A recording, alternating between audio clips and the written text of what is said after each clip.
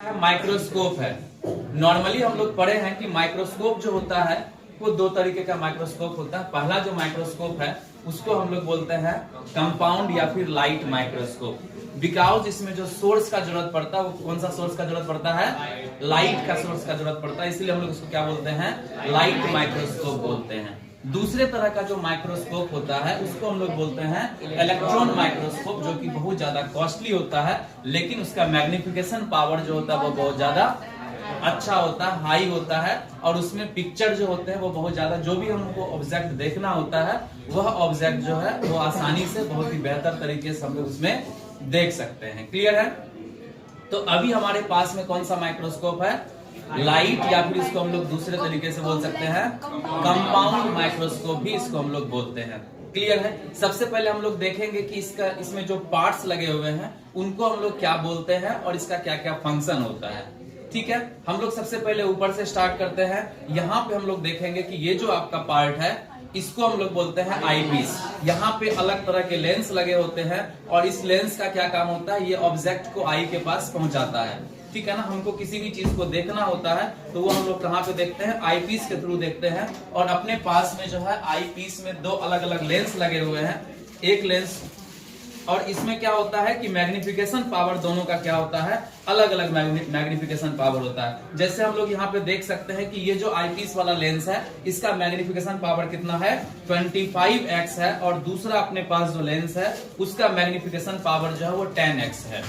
तो यहाँ पे क्या होता है कि ऑब्जेक्ट को ये क्या करता है, 10 टाइम्स मल्टीप्लाई करके बताता है। हम दो अपने पास में लेंस होगा, दोनों के बारे में हम समझेंगे कि इसका क्या फंक्शन होता है। तो ऊपर वाला जो लेंस है जहां से हम लोग आई को रखते हैं और ऑब्जेक्ट को देखते हैं, इसको हम लोग क्या बोलेंगे, आई पीस बोलेंगे। क्लियर है? ये हमारा बॉडी ट्यूब कहलाता है। ये क्या कहलाता है, बॉडी ट्यूब कहलाता है। उसके बाद जिससे हम लोग पकड़ते हैं माइक्रोस्कोप को, ये हमारा क्या है, आर्म है।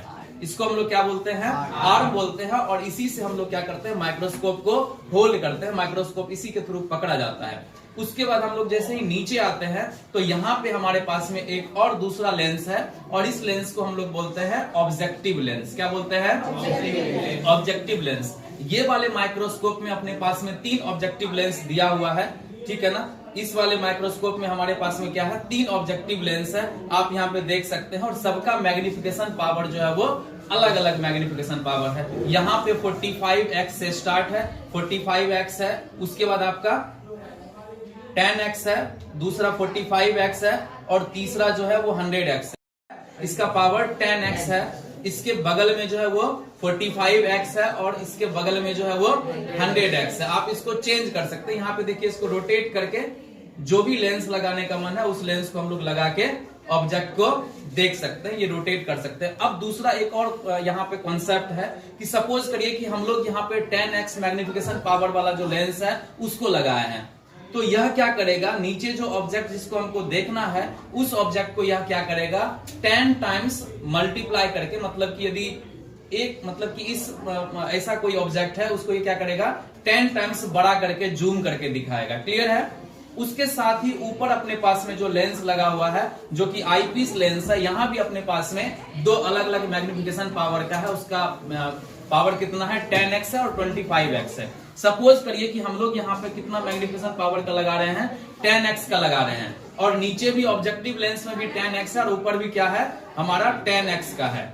ठीक है, 10x का है, तो 10x मल्टीप्लाई 10x, तो इसका मैग्निफिकेशन पावर कितना हो जाएगा, 100x हो जाएगा। मतलब कि यदि नीचे 10 और ऊपर 10 है तो यह दोनों मिलके ऑब्जेक्ट को क्या करेगा, 100 टाइम्स इनलार्ज करेगा। क्या करेगा, 100 टाइम्स ऑब्जेक्ट को यह क्या करेगा, इनलार्ज करेगा। मतलब हमारा ऑब्जेक्ट क्या हो जाएगा, 100 टाइम्स बड़ा हो जाएगा। क्लियर है? सपोज करिए इसी तरह से हम लोग यदि यहाँ पे मैग्निफिकेशन पावर को इंप्रूव करते चले, बढ़ाते चले, तो दोनों को हम लोग क्या करेंगे, मल्टीप्लाई करेंगे, और उतना टाइम्स जो है यह दोनों मिलकर क्या करेगा, ऑब्जेक्ट को बड़ा कर देगा। क्लियर है? तो हम लोग ऑब्जेक्टिव लेंस के बारे में भी समझ लिए। अगला हमारा जो इसका पार्ट्स का नाम है उसको हम लोग बोलते हैं स्टेज। ये क्या है हमारा स्टेज है। ये ब्लैक कलर का पार्ट जो हम लोग यहाँ पे देख पा रहे हैं इसको हम लोग क्या बोलते हैं, स्टेज बोलते हैं। और स्टेज का काम क्या होता है, जिस भी ऑब्जेक्ट को हमको देखना होता है वह ऑब्जेक्ट को हम लोग कहाँ पे प्लेस करते हैं, स्टेज पे प्लेस करते हैं। स्टेज के ऊपर में यहाँ पे क्लिप लगा हुआ है, स्टेज के ऊपर में यहाँ क्या लगा हुआ है, क्लिप लगा हुआ है। और इस क्लिप के साथ हम लोग क्या करते हैं, स्लाइड को होल्ड करते हैं। इस क्लिप के साथ हम लोग क्या करते हैं, स्लाइड को होल्ड करते हैं। यहाँ पे हमारे पास में ये स्लाइड होता है। जिस भी ऑब्जेक्ट को हमको देखना होता है पहले हम लोग क्या करते हैं, उस ऑब्जेक्ट का स्लाइड बनाते हैं। इस कांच वाले जो स्लाइड है इसके ऊपर में स्लाइड बनाते हैं। और स्लाइड बनाने के बाद हम लोग क्या करते हैं, इसको इस स्टेज पे, स्टेज क्लिप के साथ हम लोग क्या करते हैं, होल्ड करते हैं। और होल्ड करने के बाद क्या होगा, इसको हम लोग देखेंगे। जो क्लिप लगा हुआ है, क्लिप रहने से इसका बेनिफिट ये होता है कि सपोज करिए कि हमने ऑब्जेक्ट को देखना स्टार्ट किया है, ठीक है, और देखते समय क्या हुआ कि ऑब्जेक्ट हमारा हिले नहीं, अपने जगह से ऑब्जेक्ट जो है वो डिस्प्लेस ना हो जाए, इसके लिए हमारे पास में यहाँ पे क्या होता है, क्लिप होता है। क्लिप का काम क्या होता है, उसको प्रॉपर तरीके से होल्ड करके रखे। क्योंकि एक बार जब ऑब्जेक्ट होल्ड हो गया उसके बाद जो है हम लोग उसको देखना स्टार्ट करते हैं। और देखने से पहले हमको सारा कुछ सेट करना पड़ता है। यहाँ पे एडजस्टमेंट के लिए ऑब्जेक्ट हमको प्रॉपर आंख तक पहुंचे, उसका इमेज प्रॉपर आंख तक पहुंचे, उसके लिए हमको क्या करना होगा, ऑब्जेक्ट को जो है यहाँ पे एडजस्टमेंट, दो नॉब, अलग अलग नॉब दिए हुए हैं। इस नॉब के थ्रू हमको क्या करना होगा, उसको प्रॉपर सेट करना होगा ताकि उसका प्रॉपर इमेज यहाँ तक आई पीस तक आए और हमारे आंख तक पहुंचे। यदि वह डिस्प्लेस हो गया, जो हमारा स्लाइड है वो यदि स्लाइड डिस्प्लेस हो जाता है तो उसका इमेज जो है वो सही तरीके से नहीं बनेगा और फिर से हमको उसको सेट करना पड़ेगा। इसीलिए हम लोग क्या करते हैं कि इस जो स्लाइड स्टेज है, स्टेज के ऊपर जो क्लिप है, उस क्लिप से हम लोग उसको क्या करते हैं, होल्ड करते हैं ताकि वो अपने जगह पे फिक्स रहे और ऑब्जेक्ट सही तरीके से दिखे। ये स्टेज क्लिप हो गया। इसके बाद इसके जस्ट बगल में हम लोग देखेंगे जो बॉडी ट्यूब है, बॉडी ट्यूब के ऊपर पार्ट में एक व्हील लगा हुआ है और इस व्हील को हम लोग बोलते हैं coarse adjustment knob. Coarse adjustment knob. और इसका काम क्या होता है कि ये एडजस्टमेंट करता है। यहाँ पे देखिए ये क्या करता है, एडजस्टमेंट करता है। उसके बाद दूसरा एक और नॉब लगा हुआ है, इस नॉब को हम लोग बोलते हैं फाइन एडजस्टमेंट नॉब। दो अलग अलग नॉब है और इसका काम क्या होता है, ऑब्जेक्ट को सही तरीके से अपने जगह पे दिखाना। उसके बाद नीचे हम लोग चलते हैं तो यहाँ पे हमारे पास में एक लाइट सोर्स है जो कि टॉर्च लगा हुआ है, ठीक है। यहाँ पे इसके जगह पे ये टॉर्च है, हम लोग ये इस टॉर्च के थ्रू हम लोग ऑब्जेक्ट को देख सकते हैं। तो चूंकि हमको पता है कि इसका नाम लाइट माइक्रोस्कोप है और लाइट माइक्रोस्कोप में जो सोर्स चाहिए हमको वह क्या चाहिए, लाइट चाहिए। चूंकि आप अंधेरे कमरे में देख रहे हैं तो वहां पे लाइट आपको देना पड़ेगा, अदरवाइज आप इसको नहीं देख सकते हैं। आप इसको ओपन जगह पे भी, जहां पे सनलाइट है वहां भी देख सकते हैं। तो वहां देखने के लिए हमारे पास में एक और इसमें लगा होता है, वह लेंस लगा होता है। और लेंस क्या करता है, लाइट को रिफ्लेक्ट करके ऊपर की ओर भेजता है। तो यहाँ पे दूसरा जो सोर्स है वह क्या होता है, लेंस भी होता है। और लेंस के थ्रू भी हम लोग क्या करते हैं, देखते हैं।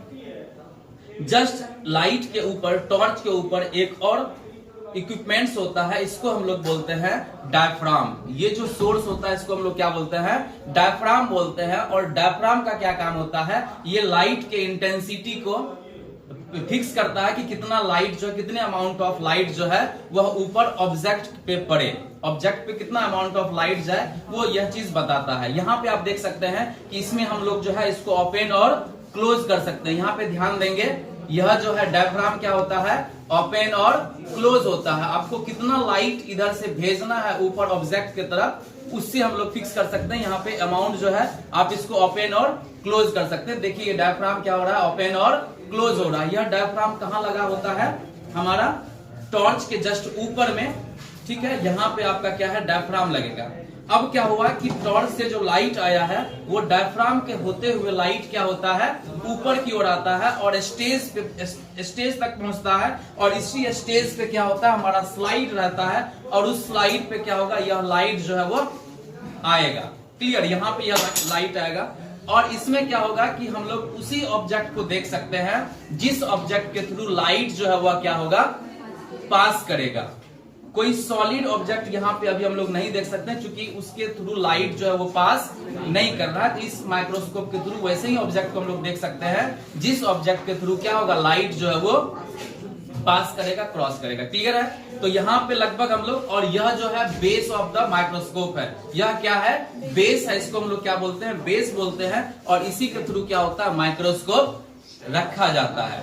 तो यहाँ पे हम लोग लगभग जो इसका पार्ट्स है उसके बारे में हम लोग समझ चुके हैं, और कौन से पार्ट का क्या फंक्शन है ऑलमोस्ट हमको आइडिया लग गया है। तो यह था हमारा माइक्रोस्कोप, जिसको कि हम लोग कंपाउंड या फिर लाइट माइक्रोस्कोप बोलते हैं, और जिसके थ्रू हम लोग क्या कर सकते हैं? ऑब्जेक्ट को मैग्नीफाई करके, जूम करके देख सकते हैं। वैसे ऑब्जेक्ट, जिस ऑब्जेक्ट को हम लोग अपने नेकेड आई से, ओपन आई से नहीं देख सकते हैं, वैसे ऑब्जेक्ट को देखने के लिए यह माइक्रोस्कोप